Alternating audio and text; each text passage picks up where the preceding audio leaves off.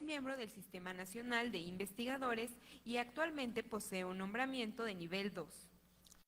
Es autora de diversos libros, entre los cuales destacan Entre la espada y la Constitución, El general Anastasio Bustamante, Del Nuevo Santander a Tamaulipas, Génesis y construcción de un Estado periférico en México, 1770-1825.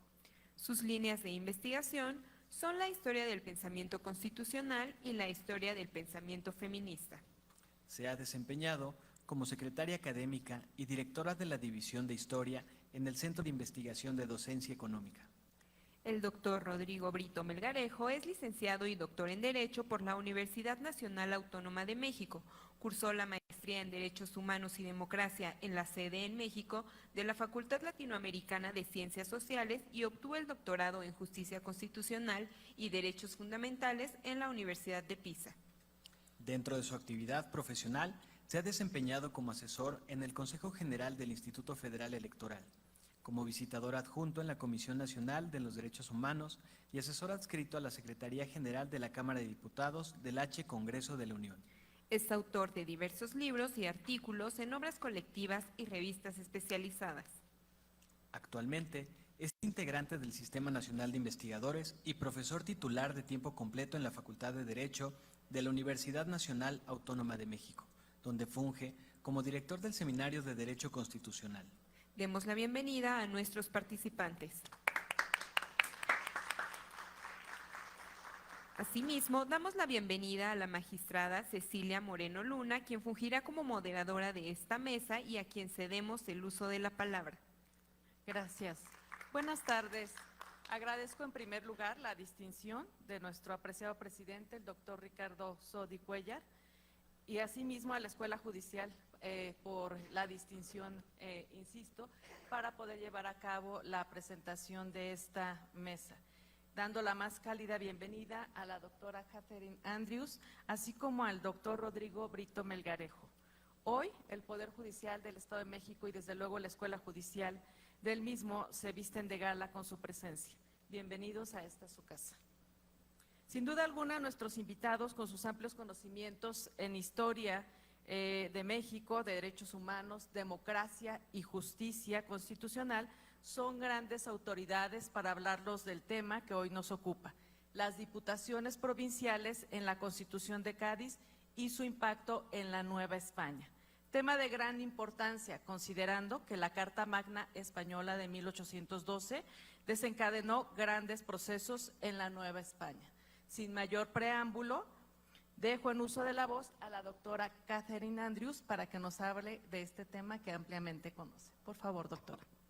Bueno, buenos días a todos y a todas. Muchas gracias al presidente por la invitación, muchas gracias a la escuela por la cordial bienvenida que me han dado. Y pues yo voy a proceder a leer mi ponencia para no emocionarme demasiado y hablar demasiado rápido.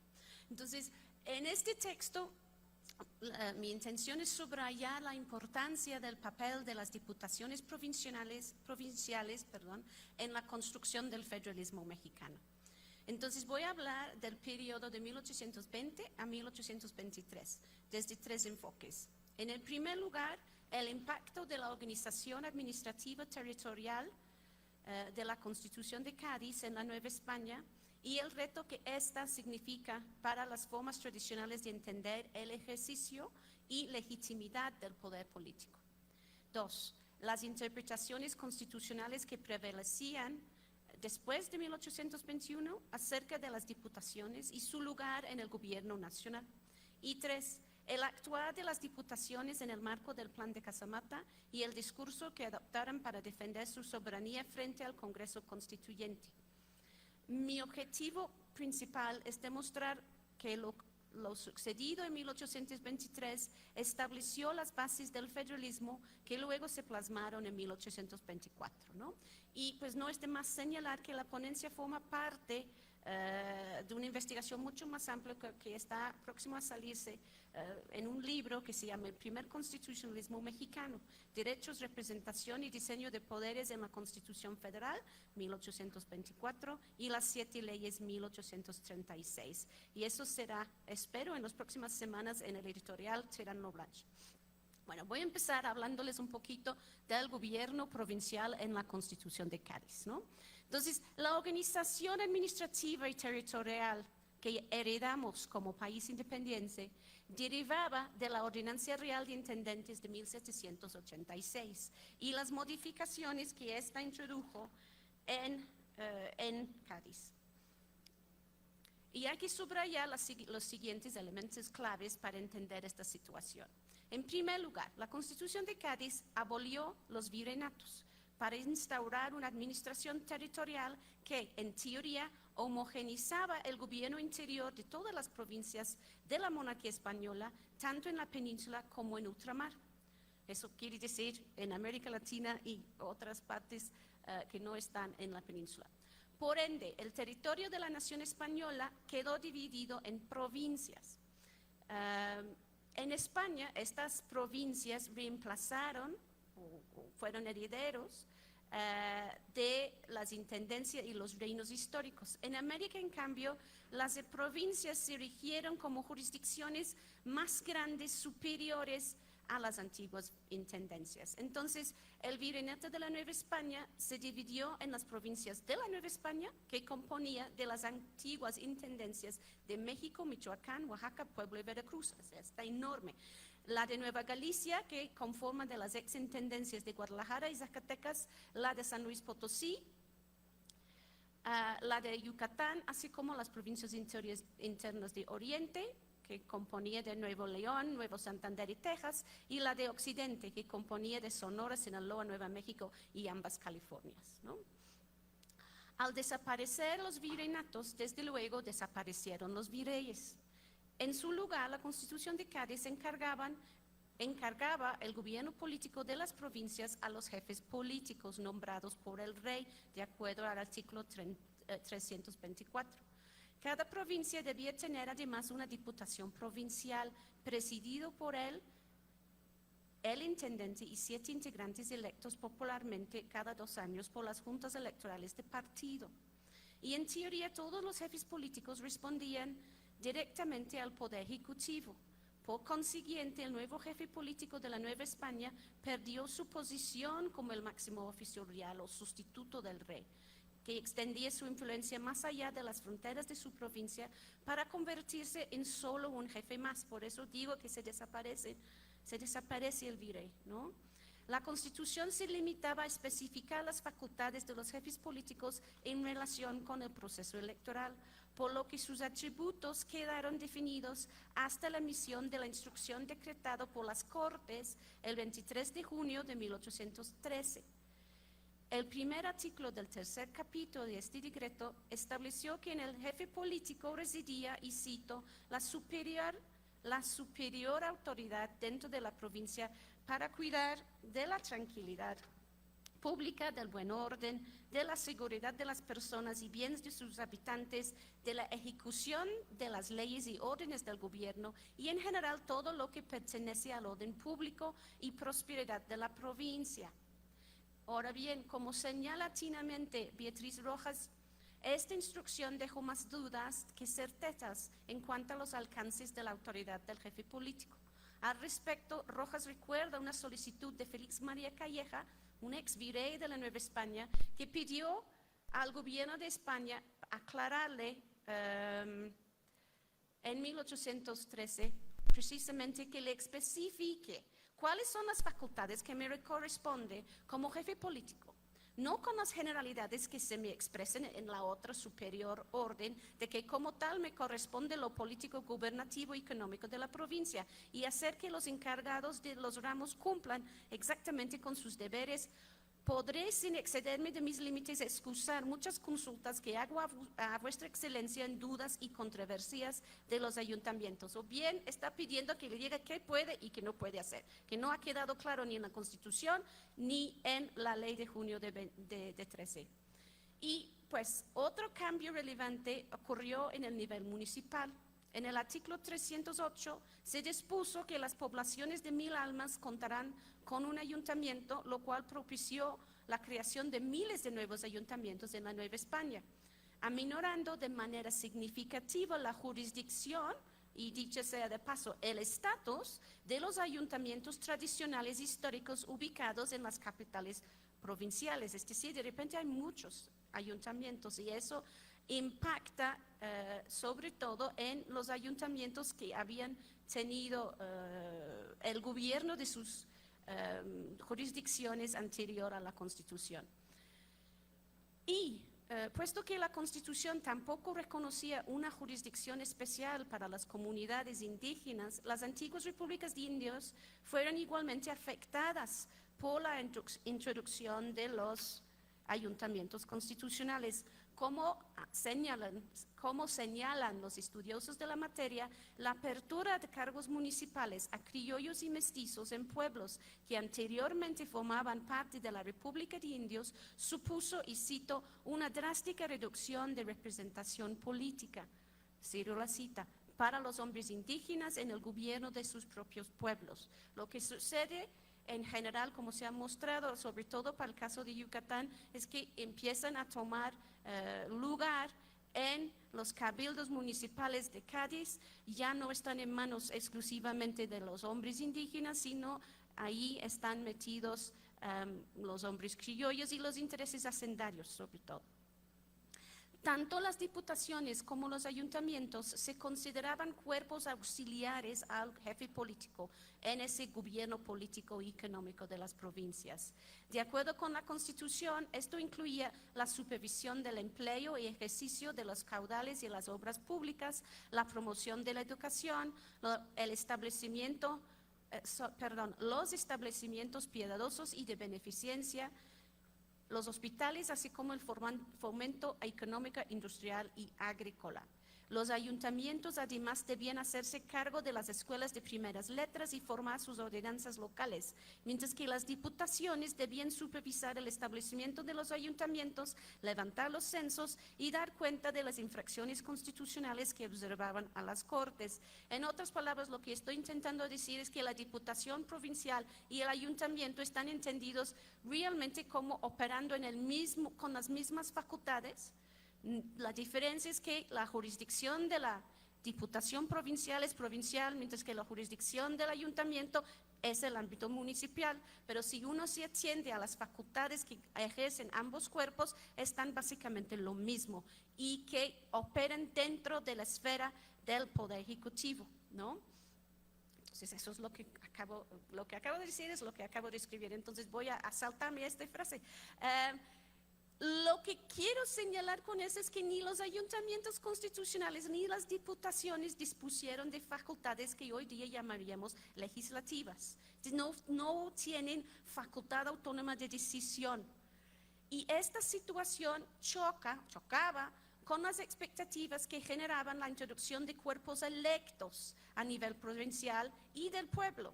Es decir, la Constitución creaba cuerpos de elección popular a nivel de ayuntamiento y de provincia, pero no les dotaba las facultades que tradicionalmente se asociaba con una corporación electa a cabeza de su jurisdicción, ni les otorgó autonomía de acción ni decisión. Como intentaré mostrar a continuación, este choque generaba lo que yo llamo una aparente contradicción al interior del constitucionalismo gaitano, que sería fundamental para el posterior desarrollo del federalismo en México. De hecho, lo que estoy argumentando que es esta aparente contradicción es el problema del federalismo en 1824. Bueno, el siguiente apartado se llama la soberanía de las provincias y el fin del imperio. Bueno, es bastante conocido la recepción y implementación del gobierno provincial en la Nueva España a partir de la restauración de la Constitución de Cádiz. Y no me gustaría repasarlo demasiado aquí. Simplemente quiero señalar que a partir de 20 y durante todo el gobierno imperial de Iturbide, la administración territorial se regía, en teoría, por la Carta Gaditana y las leyes reglamentarias que al respecto había emitido las Cortes. Al mismo tiempo, las élites políticas de las provincias que no disponían de diputación provincial, porque como se recordarán, estas provincias eran una amalgamación de reinos o de intendencias, ¿no? Empezaron a presionar para erigir sus propias diputaciones provinciales. Entonces ya se da el caso de que haya la instalación de la Diputación Provincial de Puebla, de Veracruz, de Michoacán, de Zacatecas, de Guanajuato, de Nuevo Santander, ahí va, ¿no? O sea, la independencia lo que trae es este ímpetus de saltar la división territorial que había establecido la Constitución de Cádiz y imponer una territorialidad que correspondía más bien al imaginario de la comunidad política.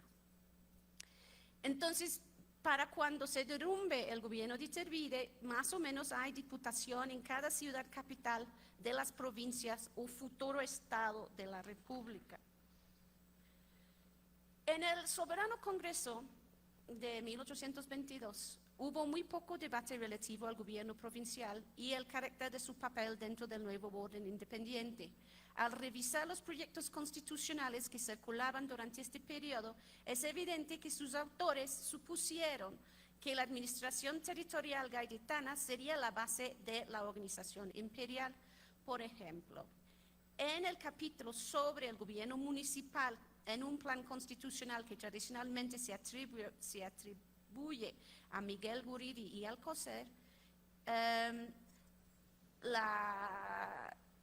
ese gobierno forma parte del Poder Ejecutivo y el capítulo en sí consta solamente de 2 artículos.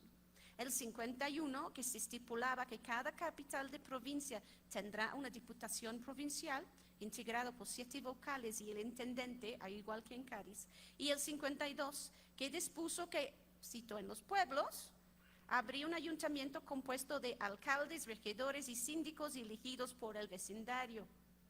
Cierro cita. El plan entonces dejaba claro que las diputaciones y los ayuntamientos deberían mantener su papel gaditano, mientras que el gobierno político de las provincias se delegaba a los jefes políticos.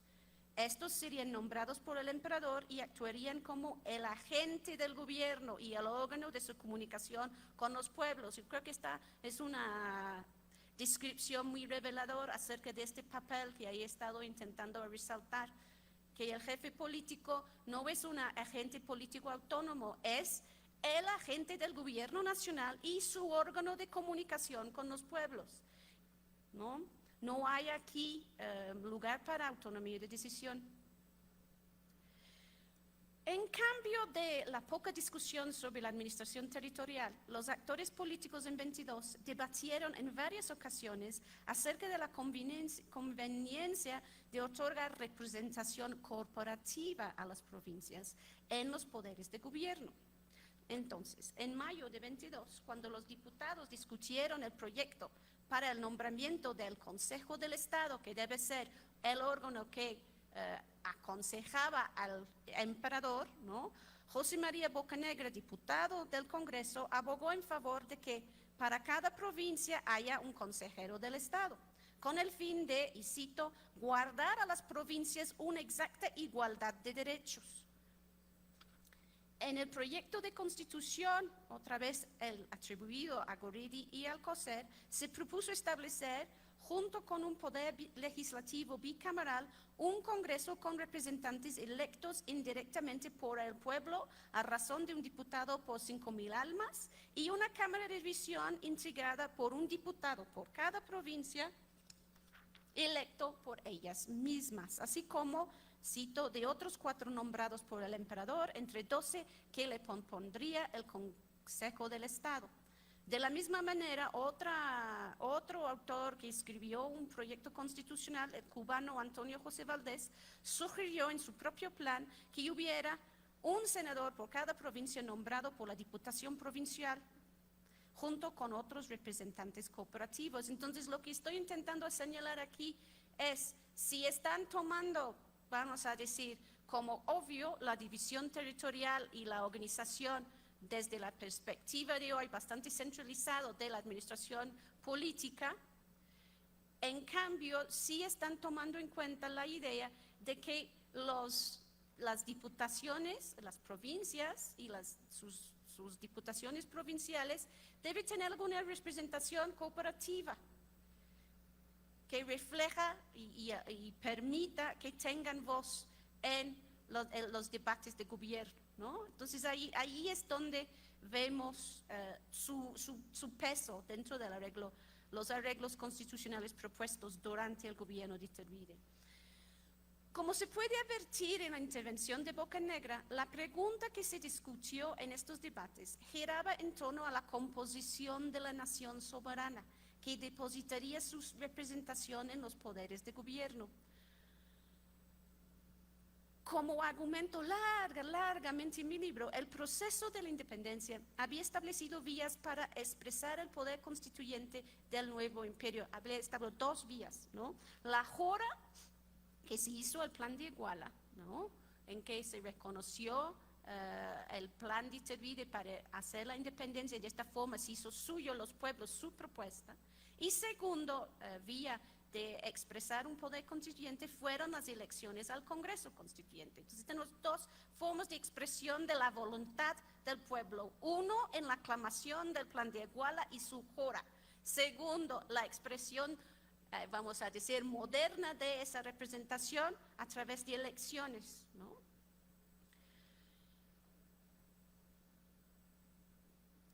Como se fijarán, los ayuntamientos participaron en ambas estancias. Son los ayuntamientos que organizaron las juras a la plan de Iguala, ¿no? Y en la ley electoral de Iturbide son los ayuntamientos que toman un papel preponderante como directores de las juntas electorales en las elecciones al Congreso Constituyente. Entonces, en esta forma podemos entender las propuestas para otorgar representación cooperativa a las provincias, o sea en el Senado, o sea en el Consejo de Gobierno, perdón, de Estado. Con esto buscaban extender este papel a la Diputación Provincial, ¿no? Y como tal vez ya se dieron cuenta, estas propuestas entonces vuelven a chocar con la idea de la Constitución representativa, montada en una ficción de la nación soberana integrado por una reunión de hombres individuales. De hecho, esa es la forma que la Constitución de Cádiz expresa la nación. La nación es la reunión de sus habitantes, ¿no? Porque aquí la nación está siendo entendida tanto como la reunión de sus habitantes en una primera instancia que podría ser una cámara baja del Congreso, y segundo, como la reunión de las provincias representados en el Senado, ¿no? Es que ahí vemos otra de los elementos que van a ser fundamentales después de 1824, ¿no? De esta forma, de pensar la distribución de poder y entender la nación, vuelve a chocar entonces con esa idea tradicional de las facultades que deben tener las cabezas jurisdiccionales, ¿no? Entonces, durante el debate se insiste varias veces en que el imperio ya está constituido como una sola nación al independizarse. Por consecuencia, su condición es esencialmente distinta a la federación, entre comillas, de naciones de los Estados Unidos. Así lo señala el diputado Florencio del Castillo en respuesta a Bocanegra. Y él dice: a diferencia que hay del gobierno de los Estados Unidos al nuestro, y que si bien los países soberanos y independientes pueden federarse, conservando cada uno los derechos peculiares y privativos que tenga, eso no puede entenderse con las provincias de una monarquía moderada, que teniendo un solo derecho queda consignado en sus representantes de un Congreso General y único. Entonces está diciendo que la monarquía ya está constituida. No se vale introducir estos elementos de representación corporativa porque ya la nación está conformada con sus individuos, ¿no? La soberanía, entonces, dice, es una facultad exclusiva del Estado, que debe ser ejercida por el Estado, y no puede ser ejercida por cualquier persona, por cualquier individuo, por cualquier persona, ¿no? Entonces, esta distinción Bueno, yo estoy parafraseando. Dice, la soberanía es un atributo nacional única e indivisible que se consigna a un Congreso como poder soberano de la nación. El reconocimiento de las provincias como depositarios de la soberanía, es decir, con la facultad de mandar representantes a un gobierno nacional, significaría que estas serían comunidades políticos independientes, es decir, naciones no provincias. Recuerdan que Castillo describe Estados Unidos como una federación de naciones, no una reunión de provincias. Y a raíz del conflicto entre el Congreso y el emperador, que está también bien conocido durante este periodo, la cuestión de la naturaleza de las provincias y sus gobiernos quedó relegado del debate. Pero la situación cambiará radicalmente a partir de 22, cuando la promulgación del Plan de Casamata propició las condiciones necesarias para cuestionar la legitimidad de ese primer soberano Congreso que fue electo durante el imperio y en que los ayuntamientos, ¿se acuerdan?, tuvieron un papel directivo como los que llevaban las mesas electorales en municipio y a nivel, el ayuntamiento de la capital en el nombramiento de los diputados. El general José Antonio Chávarri, lanzó el Plan de Casamata el 1 de febrero de 22, mientras encabezaba la tropa que había llevado a Veracruz para enfrentar otra rebelión, esa de López de Santa Anna. El primer artículo del Plan de Casamata declaraba que era, y cito el artículo, inconcurso que la soberanía reside exclusivamente en la nación y exigía la inmediata convocatoria de un Congreso para ejercerla en su representación. No, estamos diciendo, no estamos una nación, no estamos constituidos como nación. La idea va a ser que somos todavía en el estado de naturaleza. Al mismo tiempo, el Plan de Casamata facultó a la Diputación Provincial de Veracruz para asumir la administración de su provincia mientras que no se resolviera la demanda contenida en el manifiesto. Y aquí, como nos dice Betsy Benson hace tantos años, pues aquí tenemos donde empieza la idea de que la Diputación Provincial existe por y para su provincia y que está desvinculado con el Poder Ejecutivo. Deja de ser con ese, cada vez que las diputaciones provinciales adhieren este plan, adhieren este artículo y de esta forma dejan de operar en su entendimiento como órgano de expresión del gobierno nacional y se transforman en el órgano de dirección y expresión de la voluntad provincial, ¿no? Están allí diciendo, no, nosotros ya estamos en control, ya no somos subordinados al gobierno en la Ciudad de México, ¿no? Y el Plan de Casamata entonces fue aceptado y promulgado por las diputaciones provinciales y los ayuntamientos a largo ancho del imperio en imitación a lo que había ocurrido con el Plan de Iguala. Y de otra forma entonces tenemos una expresión de soberanía popular en manos de sus cabezas jurisdiccionales, ¿no? Y al adherirse a ese plan, entonces, como acabo de subrayar, las diputaciones provinciales asumieron el dominio absoluto sobre sus asuntos provinciales y se declararon a sí mismas independientes del aún existente gobierno de Iturbide. Y por ende, la unidad que Florencio de Castillo había atribuido al imperio quedó disuelta y las diputaciones provinciales se impusieron como los órganos máximos de gobierno de sus provincias. Y de esta forma, como acabo de adelantar, el Plan de Casamata insinuó que el imperio se encontraba sin gobierno y por tanto todavía en estado de naturaleza. Además, este plan fue recibido por las diputaciones provinciales como un pacto que reemplazaba al Plan de Iguala como documento fundacional. En opinión de Valentín Gómez Farías, por ejemplo, esa equivalencia fue válida, y cito, no porque pedía convocatoria, sino porque era una medida para liberarse de un nuevo opresor, cierro cita. Cuando Iturbide intentó resolver la situación por medio de una convocatoria para reunir de nuevo al soberano Congreso, rápidamente se suscitó un conflicto entre las provincias en voz de sus diputaciones y el constituyente acerca de las bases de su legitimidad. Los diputados del Congreso reconstituido ubicaron los orígenes de su libertad en las elecciones que se habían realizado en el marco del Plan de Iguala a los Tratados de Córdoba, ¿no? La vía moderna de la representación.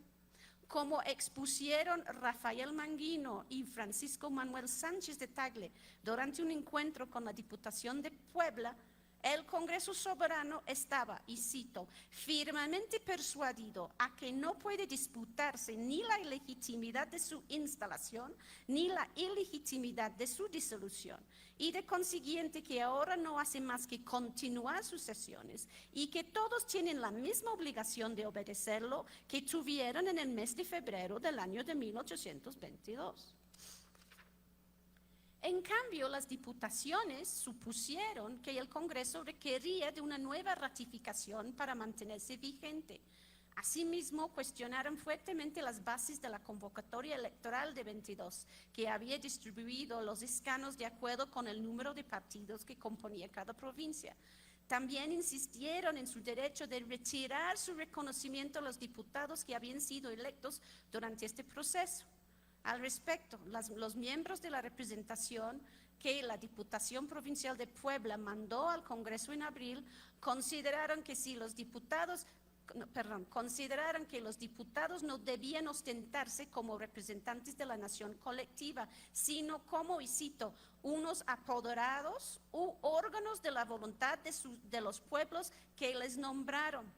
En consecuencia, aquellos siempre conservaban el poder remover cada provincia a sus respectivos diputados y reemplazarles con otros cuando así lo exigiese a juicio suyo el bien público.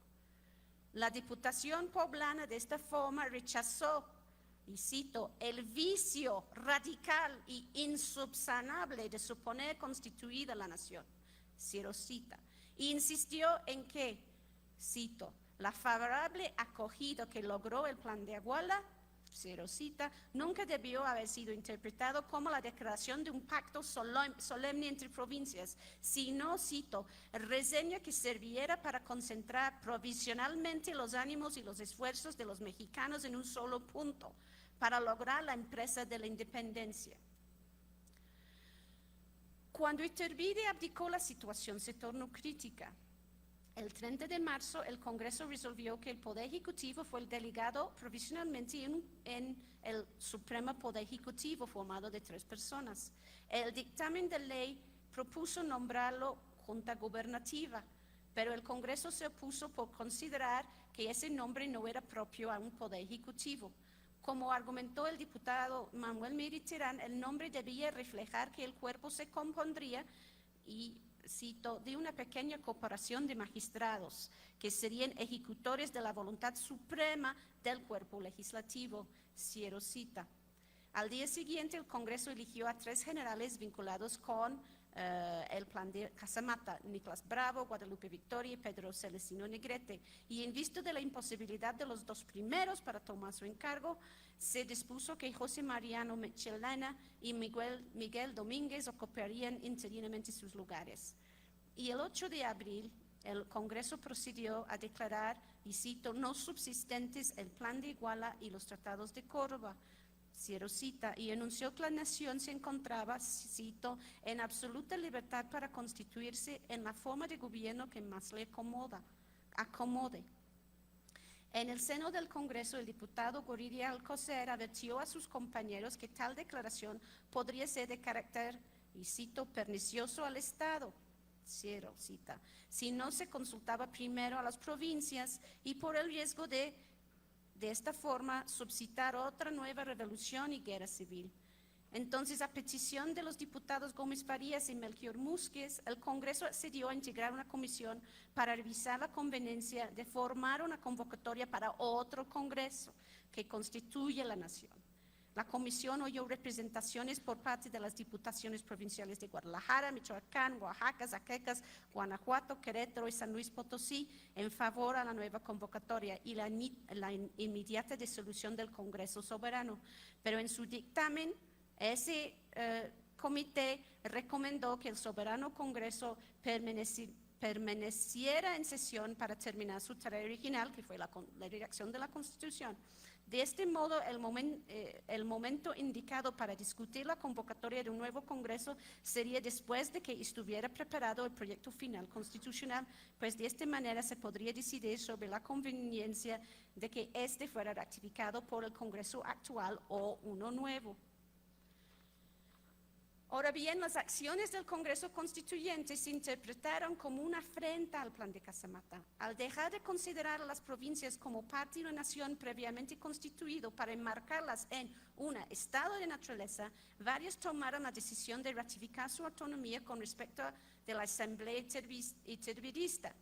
Por ejemplo, el 25 de abril, la Diputación Provincial de Yucatán declaró que su provincia se encontraba, cito, en el estado de naturaleza, y acordó convocar elecciones para un Congreso Constituyente.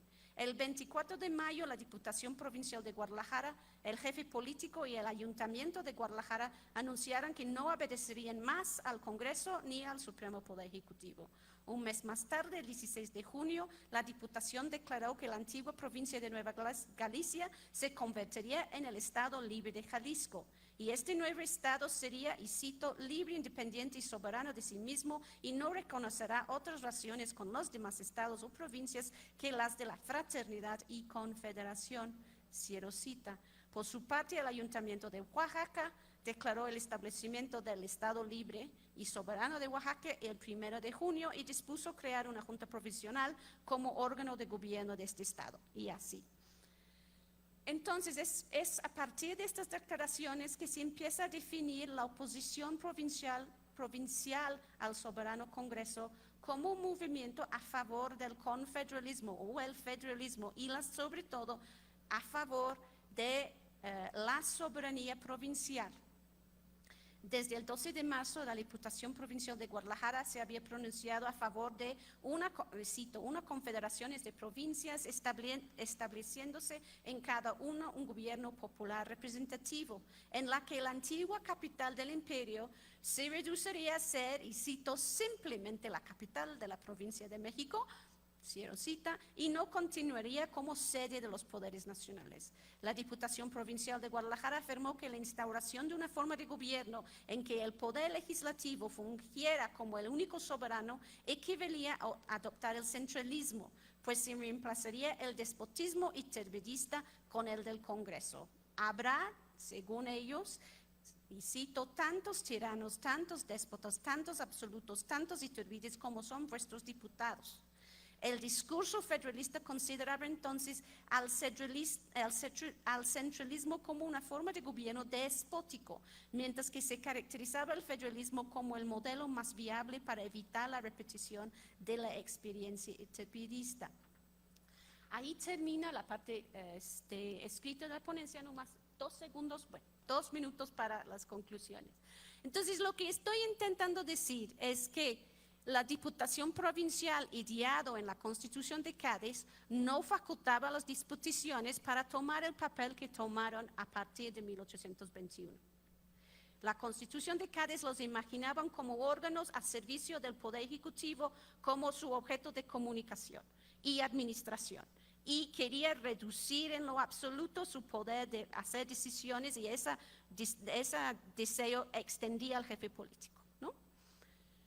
Lo que cambia a partir de 1821 es la insistencia a raíz de lo que yo llamaba, ¿no?, la contradicción aparente entre tener cuerpos electos municipales y provinciales en una constitución, pero sin tener facultades que tradicionalmente habían ejercido los ayuntamientos como la voz de la provincia, ¿no? Entonces, desde la Diputación Provincial y desde el Ayuntamiento se imaginan que todavía ocupan esa posición de cabeza jurisdiccional y entonces no les parece consecuente con su forma de existir las trabas que les pone hasta su actuación. Y ese es el problema fundamental con la oposición de las provincias de América con las Cortes en Madrid Y también es el problema, el meollo del problema para la independencia, perdón, para el federalismo al momento de la independencia, porque simplemente reproduzcamos, como acabo de decir, se intenta reproducir el modelo de Cádiz, no más ya reduciéndole al imperio, ¿no? Y todas estas propuestas para dar voto cooperativo, representación cooperativo a las diputaciones provinciales son la señal precisamente de este deseo de que esas cabezas jurisdiccionales siguen ejerciendo esta función de hablar en nombre de su pueblo. Y eso para mí ahí es el problema que luego se desarrolla dentro de los debates acerca del federalismo. Muchas gracias.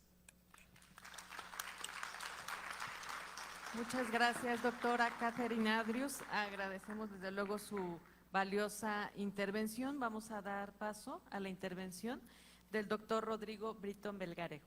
Por favor. Muchísimas gracias, magistrada.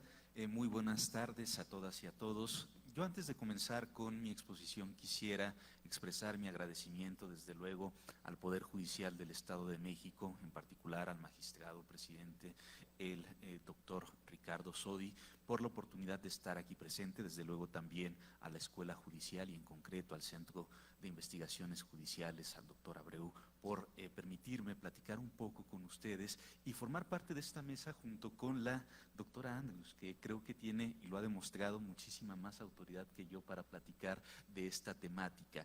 Y creo que ella ha expresado de manera formidable lo que ocurrió con las diputaciones provinciales y cómo es que éstas influyeron en el diseño de gobierno local en la Constitución de 1824 y posteriormente en la historia de nuestro constitucionalismo. Por eso es que quisiera simplemente hacer algunos apuntes de lo que yo considero es importante en ese influjo que tuvieron las diputaciones provinciales a la concepción que actualmente tenemos de nuestro federalismo.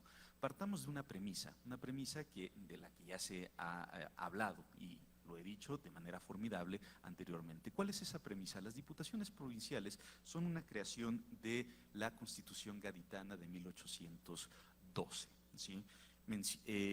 Esta Constitución plantea una forma de organización que va a ser o va a sentar las bases del federalismo mexicano. ¿Por qué es importante hablar de este punto en particular? Bueno, porque ya se ha dicho al principio de este Congreso, se mencionaba que en muchas ocasiones se habla del federalismo mexicano como una imitación del constitucionalismo norteamericano.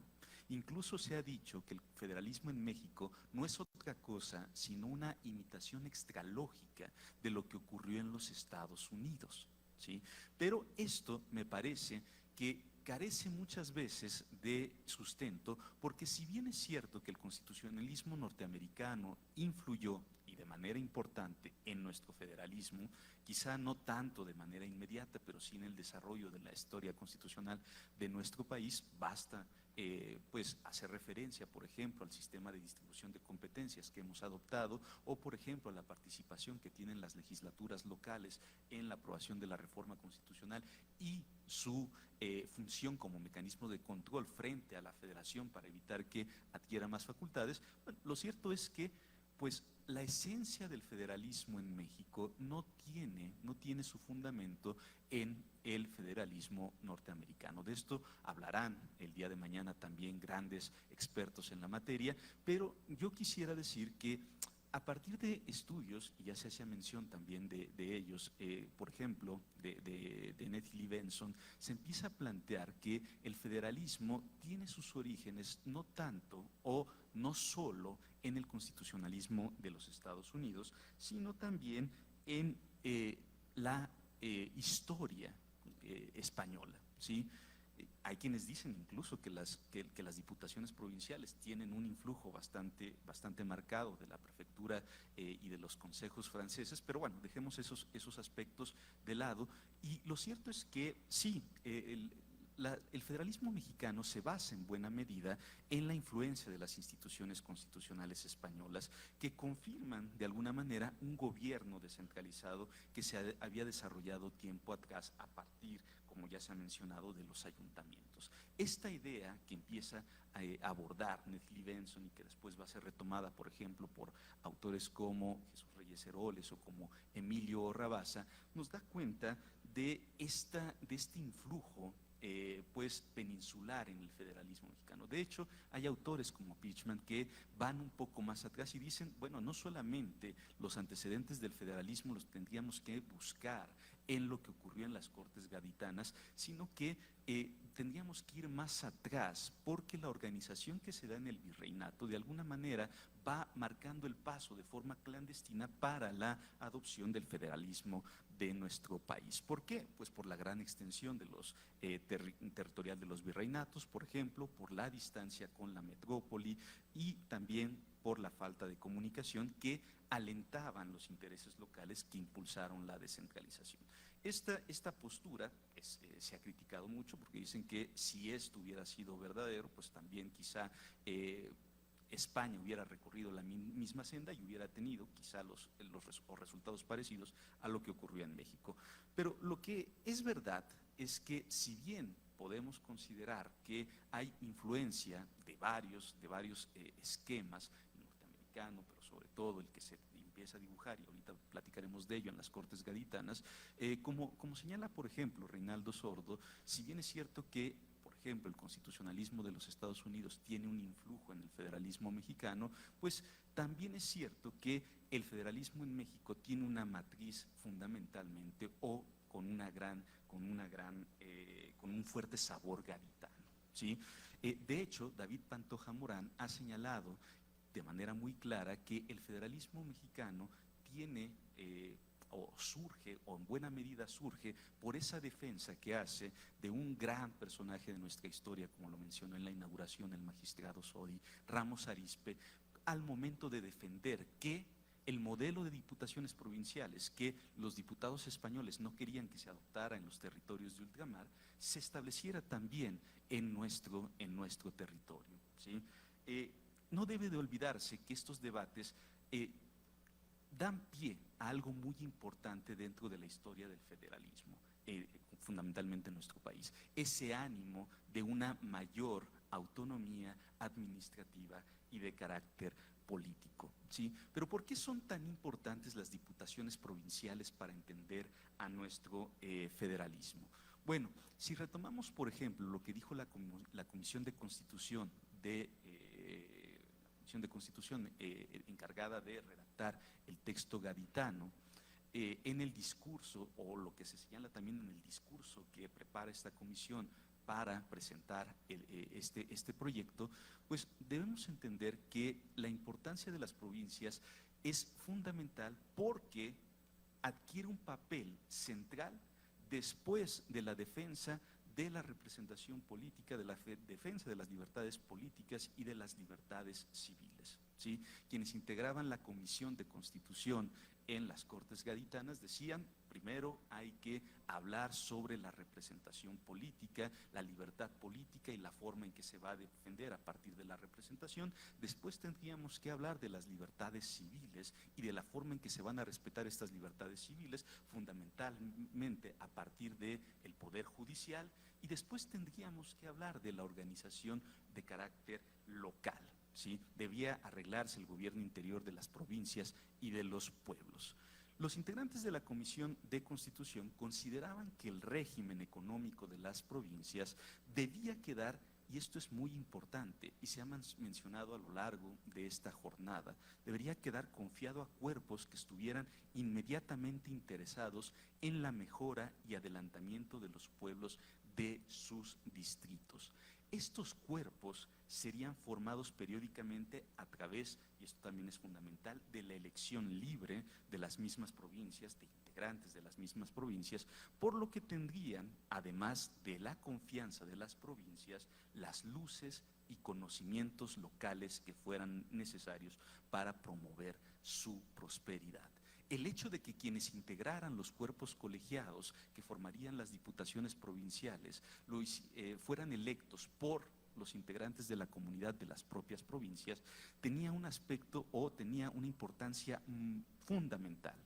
¿Por qué? Porque ellos tendrían, repito, esas luces y esos conocimientos locales que eran necesarios para promover la prosperidad. Y además se decía, esto es fundamental porque la perpetuidad de individuos, de ciertos individuos, o la directa dependencia del gobierno podría frustrar la diligencia de los pueblos en favor de su felicidad. Por eso no era tan conveniente que estos integrantes del órgano colegiado que tendría a su cargo la Diputación Provincial fuera de alguna manera electo o designado por el Poder Central. No, quienes elegirían a estos integrantes de los órganos colegiados serían los propios habitantes de esas comunidades, quienes tendrían conocimiento de qué era lo que se necesitaba en esas provincias, de qué era lo necesario precisamente para lograr esa felicidad, que era para lo que estaban destinadas en un principio las diputaciones provinciales, ¿sí? Entonces, la organización local en la Constitución de Cádiz pretendía fundarse en el justo principio del interés de la comunidad, que reposaba únicamente sobre la confianza de los pueblos en los individuos a quienes se encomendaba la dirección de sus negocios. Por eso repugnaba a quienes integraban las Cortes Gaditanas que, y así se decía por parte de la Comisión de Constitución, que se introdujese en estas corporaciones con motivo del nacimiento, por ejemplo, de algún privilegio, de algún tipo de prerrogativa, a personas que no fuesen libremente elegidas por quienes concurrirían a la formación de estas diputaciones provinciales, ¿sí? Esto se reflejaba también en los distintos niveles de locales, ¿sí? Por ejemplo, al hablar de los pueblos, los integrantes de la Comisión de Constitución pensaban que los vecinos de estos pueblos eran las únicas personas que conocían los medios de promover sus propios intereses y que nadie mejor que ellos era capaz de adoptar medidas oportunas siempre que fuera necesario el esfuerzo reunido de algunos o muchos individuos, ¿sí? Entonces, el discernimiento de circunstancias locales, el discernimiento de circunstancias de oportunidad, de perjuicio, de conveniencia, solamente podría hallarse en los que estuvieran inmediatamente interesados en evitar errores, en evitar equivocaciones que pudieran afectar a la comunidad. ¿Y quiénes eran esas personas que tendrían ese interés? Bueno, pues las personas que formaban parte precisamente de las provincias. Esta idea que se menciona acerca de los pueblos se va a reflejar también en el ámbito de las provincias al buscar establecer a través de la Constitución el justo equilibrio que debía haber entre la autoridad del gobierno como responsable del orden público y de la seguridad del Estado y la libertad de la que no podía privarse a esos súbditos de la nación y a esta posibilidad de promover por sí mismos el aumento y mejora de sus bienes y propiedades. ¿Sí? Entonces, los integrantes de la Comisión de Constitución pensaban que el gobierno debía vigilar escrupulosamente la observancia de las leyes, desde luego, pero para mantener la paz, para mantener la tranquilidad de los pueblos, no tendría que introducirse, no tendría que meterse, no tendría que dirigir a los intereses particulares con providencias y actos de buen gobierno. Entonces, el verdadero fomento de la prosperidad, se decía, consistía en proteger la libertad individual en el ejercicio de las facultades físicas y morales de cada particular según sus necesidades o inclinaciones, y para ello era preciso establecer un sistema que reposaría en dos principios. En primer lugar, conservar expedita la acción del gobierno para que pudiera desempeñar todas sus obligaciones y dejar en libertad a los individuos de la nación para que el interés personal fuera en todos y cada uno de ellos el agente que dirigiera sus esfuerzos hacia su bienestar y hacia su adelantamiento. Conforme a estos dos principios, entonces, se propuso que en las provincias el gobierno económico estuviera a cargo de una diputación provincial compuesta, como ya se dijo, por personas que serían electas libremente por los integrantes del pueblo, de los pueblos de su distrito, ¿sí? En estas diputaciones también, se ha mencionado, existiría un jefe político y un jefe de la hacienda pública que conservarían en ejercicio la autoridad del rey para que no pudiera ser desconocida o para que no fuera poco respetada en todo lo que perteneciera a sus facultades. De hecho, la propia comisión señaló que las facultades de la Diputación nunca podrían exceder los límites que se le prescribiera, pues en este caso, pues en caso de abuso o resistencia a los órdenes de gobierno, este podría suspender a los vocales, a los integrantes de la Diputación Provincial, dando parte a las Cortes para que resolviera lo que conviniera. Entonces, con esta adopción, lo importante de este esquema era precisamente la idea de que fueran los propios individuos que formaban parte de esas comunidades las que eligieran, las personas que eligieran a quienes formarían parte de esas diputaciones provinciales. Esto le dio en buena medida legitimidad a la actuación de las diputaciones provinciales. Y lo que se buscaba, decíamos, era un equilibrio entre la autoridad y la libertad, ¿sí? Un equilibrio porque, desde luego, las diputaciones provinciales estarían sometidas al ordenamiento normativo que regía en aquella época, ¿sí? Pero una libertad para que los individuos que formaban parte de sus comunidades buscaran su propia felicidad, ¿sí? Este equilibrio, me parece que es muy importante señalarlo, influyó mucho y esta representación que tenían directamente por haber sido electos los integrantes de las diputaciones provinciales por los pobladores de estas comunidades fue muy importante. ¿Por qué?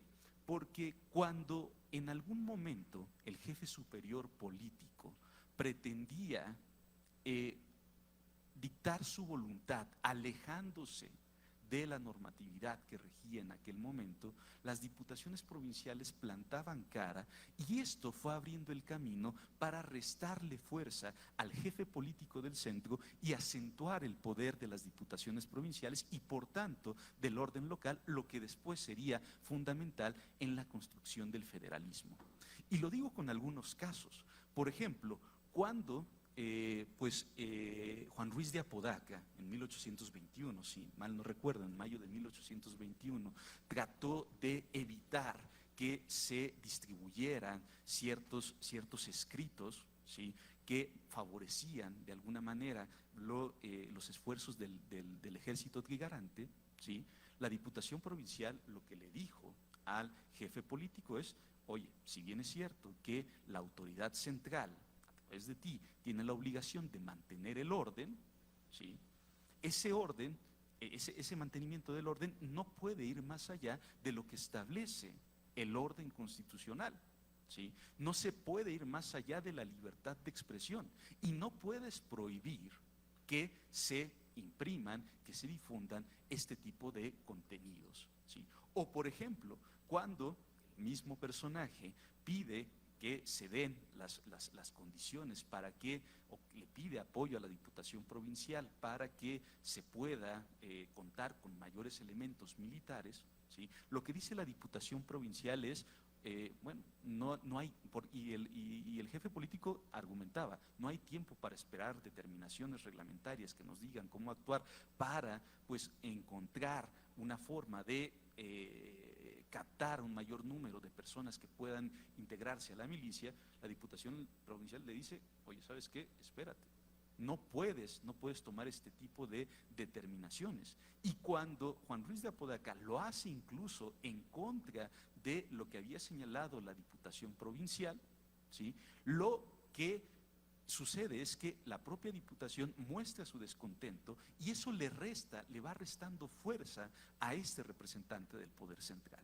Entonces, la idea de que las diputaciones provinciales verdaderamente protegieran los intereses de su comunidad, que buscaran, como lo decía el propio texto gaditano, la prosperidad y la felicidad de sus habitantes, conociendo aquellas necesidades que estaban o que tenían que atender por los miembros de la comunidad que fueron quienes los habían elegido, pues se va restando fuerza al poder central y de esta manera se va acentuando esta idea de fortalecer el poder local, ¿sí? Por eso me parece que aun cuando, como ya lo decía la doctora Andrews, las diputaciones provinciales no tienen facultades que ahora consideraríamos de tipo legislativo, estas facultades que se arrogaron los integrantes de los cuerpos colegiados que pues tenían a su cargo las diputaciones provinciales, de alguna forma marcaron la pauta para ir consolidando la idea que se ha expuesto aquí. Quienes están cerca de las comunidades conocen cuáles son esos problemas que tienen, saben cuáles son sus necesidades, saben cuáles son sus intereses, y por eso es que sienten o tienen esa sensibilidad para proteger esos intereses, para buscar esa prosperidad de manera mucho más clara de lo que lo puede hacer la autoridad central en muchas ocasiones. Muchas veces se nos pregunta, ¿el federalismo importa? ¿El federalismo es útil para la democracia? ¿El federalismo es útil para mejorar las condiciones en que se ejerce el gobierno? Y la respuesta yo creo que es sí, siempre y cuando las autoridades locales asuman el papel que tienen para fortalecer precisamente ese contrapeso que a partir del federalismo se conforma frente al poder central.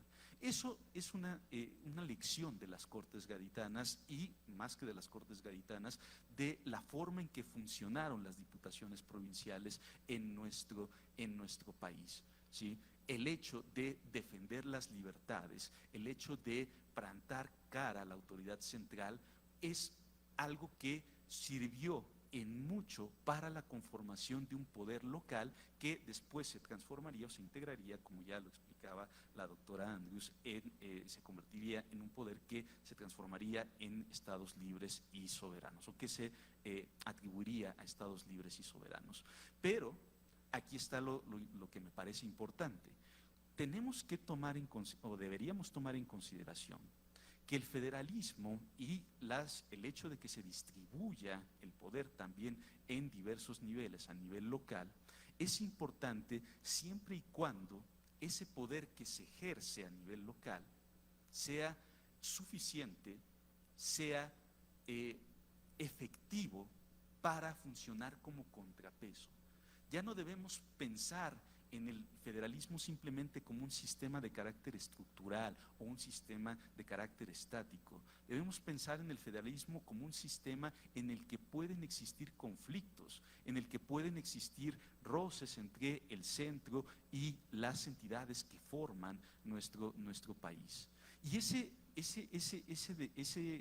roce, esos debates, esas diferencias son muy útiles, porque es lo que demuestra precisamente que las autoridades locales que tienen ese conocimiento de las necesidades que se dan en ciertas comunidades fungen verdaderamente como contrapeso. Pero en la medida en que no se asuma este papel, en la medida en que las autoridades locales reculen y cedan frente a los dictados del poder central, pues entonces el federalismo como un sistema de control del poder no va a tener ninguna eficacia. Y eso nos puede hacer pensar que, a pesar de un esquema de carácter central, podría ser mejor adoptar otra forma de organización en la que pues las cosas se les llame con su nombre y que sea el poder central en el que dicte los designios que deben de atenderse por parte de todas las personas que formamos o que conformamos una nación. Esto, sin embargo, no me parece la mejor opción, y por eso creo que, desde luego, la idea de vigilar o de proteger los intereses de nuestras comunidades, las comunidades que se dan a nivel local, el hecho de defender precisamente ese bienestar, etcétera, esa prosperidad, es una enseñanza muy clara de la forma en que actuaron las diputaciones provinciales, que logró plantar de alguna manera una semilla para la construcción de nuestro federalismo. Muchísimas gracias. Gracias. Gracias, doctor Rodrigo Brito.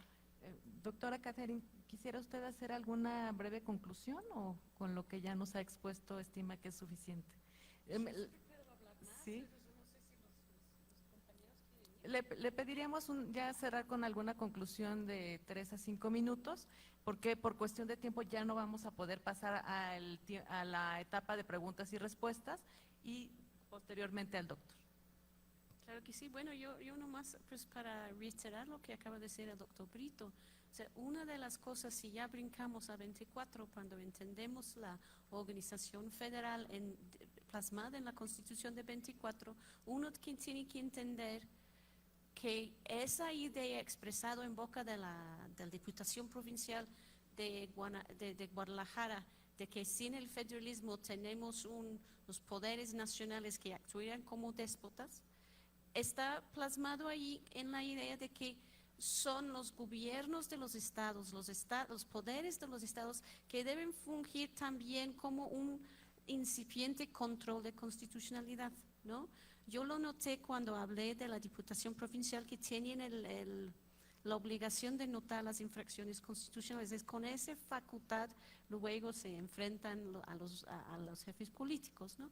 Pero en la constitucionalidad de 24, entendido en comparando también todas las constituciones del Estado, no solo la Constitución de 24, vemos que la mayor parte de los estados facultan a su poder legislativo denunciar las irregularidades o las infracciones cometidas en los actos legislativos eminentes de los poderes federales.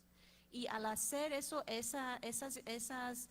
uso de que a veces lo llaman derecho de petición, a veces lo dicen en otro nombre, eso permite que la legislatura del Estado de México o de Puebla puede informar al Congreso General de esa infracción y pedir que ese dictamen por parte del legislativo pasa a la Comisión de Constitución del Congreso, del Cámara de Diputados o Senado, dependiendo a cuál llega primero, y para producir un dictamen que podría terminar con la derogación de la legislación, ¿no? De hecho, entonces eso es la forma que en el federalismo ya en esta primera versión está explícitamente ideada de que el federalismo debe formar parte de este control de la constitucionalidad.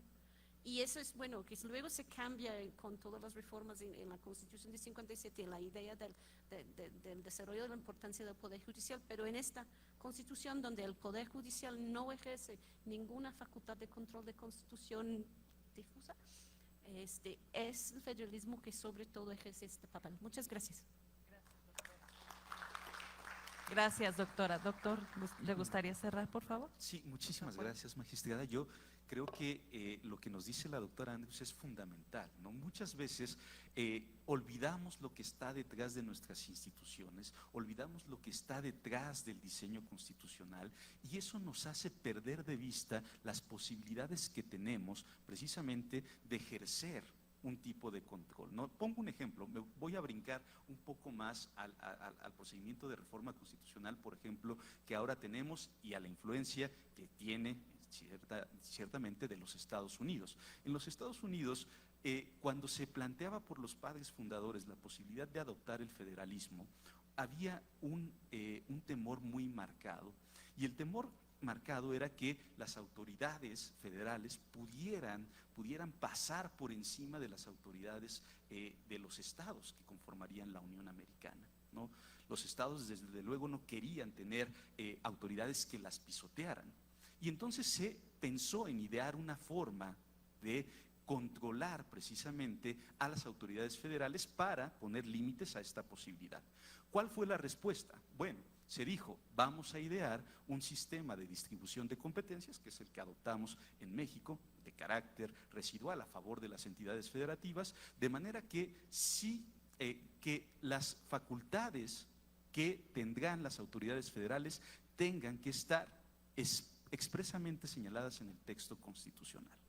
Y después vamos a plantear un mecanismo de reforma constitucional en que una buena parte de la decisión en el proceso la tengan las autoridades locales, ¿sí? De esa manera, si se quieren dar más facultades a las autoridades federales, en ello tendrán un peso muy importante la decisión de las autoridades locales. Y así se decidió o se diseñó este mecanismo para evitar que las autoridades federales, bueno, pues pasaran por alto o pisotearan a las autoridades locales. Vamos al caso mexicano. Retomamos los mismos planteamientos. Hay que evitar que las autoridades federales pasen por encima de las autoridades locales y prácticamente las desaparezcan del mapa, ¿sí? ¿Cómo lo vamos a lograr? Adoptando el mismo sistema. Un sistema en el que las autoridades federales tendrán facultades expresamente establecidas en la Constitución. ¿Qué quiere decir esto? Que solamente podrán hacer las autoridades federales aquello que está expresamente señalado en el texto de la Constitución, ¿sí? Y después vamos a acompañar esto de un procedimiento de reforma en que ¿quién tiene la facultad de aprobar las reformas constitucionales? Muchas veces escuchamos que es el Congreso de la Unión a partir de una mayoría calificada y las legislaturas de los estados. Pero si leemos correctamente el artículo 135 de la Constitución, nos vamos a dar cuenta que las reformas constitucionales son acordadas por el Congreso de la Unión, pero son aprobadas por las legislaturas de los estados y de la Ciudad de México, ¿sí? Quien en realidad aprueba, después de que han sido acordadas las reformas constitucionales, son precisamente las legislaturas locales. De manera que, si se le quiere dar mayores facultades a la autoridad federal, a las autoridades federales, ¿quiénes las tienen que aprobar? Pues las autoridades, las legislaturas de los estados y de la Ciudad de México. Ellas son quienes tienen precisamente la decisión de darle más facultades. Una pregunta para ustedes. ¿Saben cuántas reformas constitucionales que se acordaron en el Congreso de la Unión han sido rechazadas por las legislaturas de los estados? ¿Las legislaturas locales? Ninguna. Una vez que se toma la decisión en el Congreso, lo que pasa en las legislaturas locales es algo que se da pues de manera automática. ¿Qué pasa? Pues que estamos olvidando que precisamente este diseño constitucional tenía como finalidad evitar que las autoridades federales cada vez tuvieran más facultades, porque cada facultad que se le da a las autoridades federales es una facultad que se le quita ¿a quién? Pues a las autoridades locales, ¿no? Y adivinen cuál es el artículo más reformado de la Constitución, pues es el artículo 73. Un solo artículo tiene 85 reformas. ¿Y ustedes creen que las reformas han sido para quitarle facultades al Congreso de la Unión? No, todo lo contrario. Han sido para aumentar, darles mayores facultades al Congreso de la Unión, sin saber que cada facultad que le damos al Congreso es una facultad que le restamos a las legislaturas locales. Me parece que si hiciéramos este ejercicio con los integrantes de las legislaturas locales, quizá únicamente por un poco de dignidad, quizá pues rechazarían una que otra de las reformas que han sido acordadas, porque eso demostraría que quienes verdaderamente tienen el poder de delimitar a la actuación de las autoridades federales son ellas. Así es que yo celebro muchísimo este tipo de encuentros porque nos hacen pensar, nos hacen recordar, como lo ha hecho magistralmente la doctora Andrews, qué es lo que está detrás de nuestras instituciones. Y esto nos permite pensar cuál es el papel que debemos asumir para cumplir precisamente con los fines que están detrás de nuestro texto constitucional. Muchísimas gracias. Gracias, doctor. Le agradezco a la doctora Andrews, desde luego también doctor Brito, y con la brillante exposición que han hecho cada uno de ustedes y desde luego la valiosa información que nos han compartido esta tarde, me gustaría únicamente destacar algunos puntos. Primeramente, nos comentaba la doctora Andrews que con la Constitución de Cádiz abolió los virreinatos y a consecuencia de ello, el territorio de la nación española se dividió en provincias. Consecuentemente también en la Nueva España existió esa división en provincias. Y con la desaparición de este virreinato, la autoridad se depositó en un jefe político. Existieron varias dudas acerca de las facultades del jefe político, y los cabildos, destacamos también que los cabildos municipales de Cádiz y los ayuntamientos eran auxiliares del jefe político. Esas dudas eran acerca de cuáles eran sus facultades. Nos decía ella qué es lo que puedo y qué es lo que no puedo hacer. Entonces, por ello se implementó esta figura del jefe político como un auxiliar que era nombrado por el emperador y que no era más que un vínculo con el emperador. La Diputación Provincial y los ayuntamientos, nos decía, que operaban dentro de la esfera del Ejecutivo, y también nos compartía el doctor Brito que buscaban un equilibrio entre la autoridad y la libertad. No podían exceder en los límites estos jefes políticos. Por otra parte, nos hablaron de que la división territorial y organizacional actual tiene sus bases en las diputaciones provinciales. Estas existieron por y para su provincia y se impusieron como los órganos máximos del gobierno de sus provincias. Vimos a través de lo compartido esa evolución que existió de las diputaciones provinciales, y también retomaron que las diputaciones provinciales y los ayuntamientos fueron los responsables de la recepción de la nueva cultura constitucional en la Nueva España, que transitaron de diputaciones provinciales a estados libres y soberanos. Estas diputaciones provinciales, nos comentaba el doctor Brito, influyeron en el diseño de la Constitución de 1824 y en consecuencia de nuestro federalismo. Y también muy importante lo que él nos compartía y que yo también comparto, se ha escuchado incluso en otras voces, desde luego autorizadas, que el federalismo mexicano no es una imitación del constitucionalismo norteamericano. Ello con independencia que ha tenido una importante influencia el norteamericano en el federalismo mexicano, y que las diputaciones provinciales dieron pie en gran medida a nuestro actual federalismo. La importancia, destacó, es fundamental porque adquiere un papel central en la defensa, destacó aquí, de las libertades políticas y desde luego de las libertades civiles. Y me gustaría cerrar con lo siguiente. Escuchamos también en distintas ocasiones dentro de las exposiciones cómo las elecciones ciudadanas, también quiero adicionar aquí la libertad de prensa y desde luego el federalismo, fueron procesos desencadenados por la Carta Magna Española de 1812 en la Nueva España. Fueron determinantes para alcanzar el anhelo independentista y después serían retomados por las actas constitucionales mexicanas. Sin más, les agradezco sus aportaciones, sus grandes aportaciones, el conocimiento que nos han compartido. Me siento dichosa y gozosa de estar frente a autoridades en este tema y nuevamente gracias, y esta es su casa.